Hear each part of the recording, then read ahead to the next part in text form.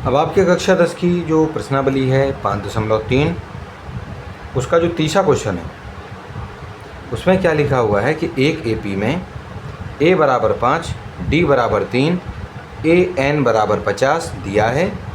n और sn आपको ज्ञात करना है। यानी देखो, इसमें आपको ऐसे एपी लिख कर नहीं दी थी, उन्होंने तो कह दिया कि पहले पद पर 5 है, उसमें जो सार बंतर है उस एपी में जो सार बंतर है वो 3 है।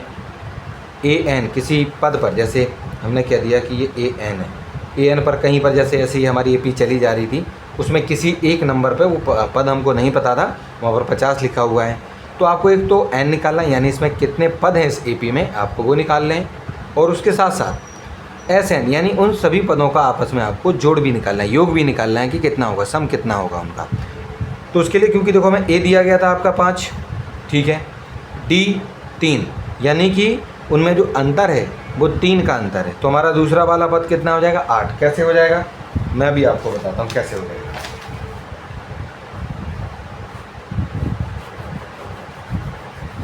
देखिए, जैसे आपका पहला पद कितना है,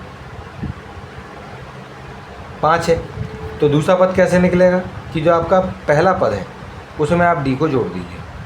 तो पहला पद कितना है आपका, पहला पद है 5, उसमें 3 जोड़ दीजिए आप, क्योंकि d आपका 3 है, तो 8 आ जाएगा। इस तरीके से दूसरा पद कितना होगा, 8। तीसरा पद भी इसी तरीके से हम निकाल सकते हैं, 8 में 3 जोड़ दोगे 11। तो इस तरीके से जब आप जोड़ते जाएंगे, आगे बढ़ते जाएंगे, तो किसी एक पद पे जाके आपके 50 आएंगे। ठीक है, ठीक।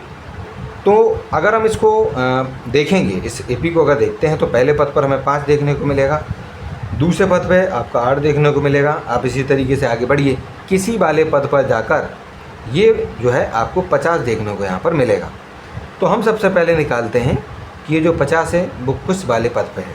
ठीक है, तो उसके लिए हम क्या करेंगे, क्या लिख लेंगे, an बराबर हम 50 लिख लेंगे। an बराबर हमने 50 लिखा। an को निकालने का जो तरीका है वो a plus n minus 1 d बराबर 50 है। हमने ये फॉर्मूला इसलिए लगा लिया, a भी दिया गया, हमें d भी दिया गया, आराम से इनको हम इसमें रख देंगे।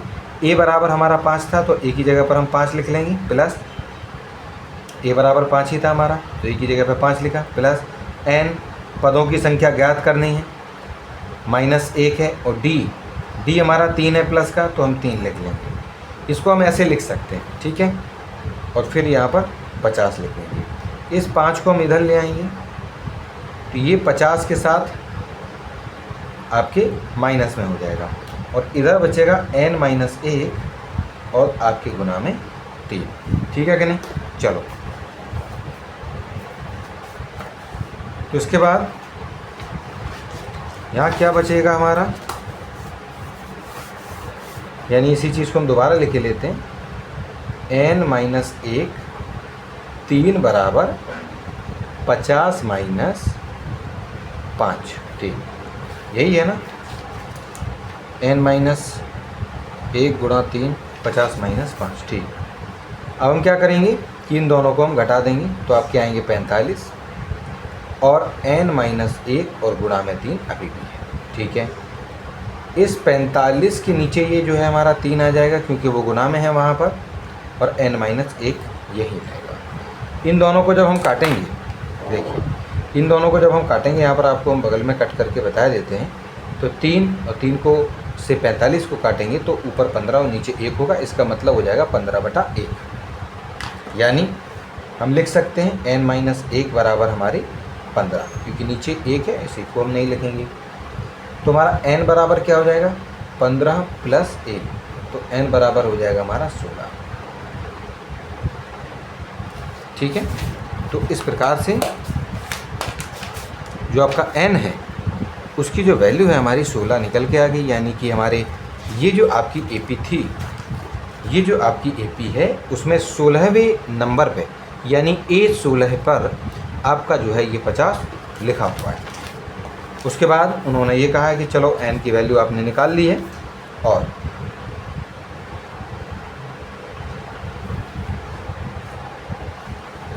आपसे उन्होंने कहा था कि SN भी निकालिए।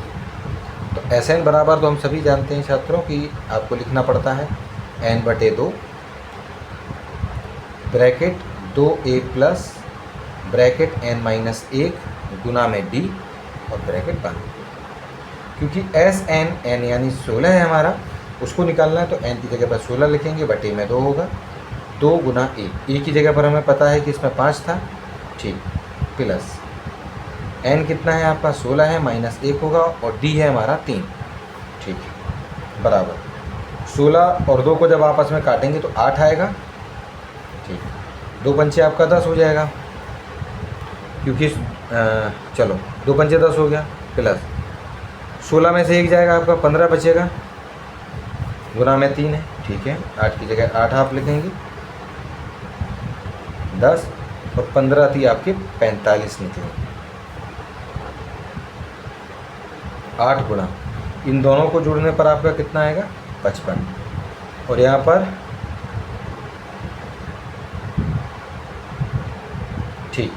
तो इस प्रकार से 55 और 8 को गुणा करने पर, इसको हम ऐसे लिख लेंगे ना, 55 गुना 8, इसको आप गुणा कर देना तो आपका जो जवाब है वो 440 आ जाएगा, ठीक है कि नहीं। क्योंकि ऐसे हम लिख सकते हैं, गुणा में अगर ये होता है तो इसको हम पहले, तो इसको हम बाद में भी लिख सकते हैं, ऐसी कोई दिक्कत नहीं होती है, क्योंकि गुना है ये आपस में, ठीक है। तो इस तरीके से आपका जो S16 है यानी SN वो भी आपका निकल के कितना आ चुका है, आपका 440 आ गया। यहाँ पर हम लिख भी देंगे कि n बराबर 16 और SN बराबर 440। यही 2 चीज़ें हमें इसमें निकालनी थी, तो हमने इनको निकाल के लिख दिया। चलिए ठीक है। तो इस तरीके से जो आपका थर्ड क्वेश्चन है उसका जो पहला भाग है, पहला जो पार्ट है, उसको हमने सॉल्व कर लिया।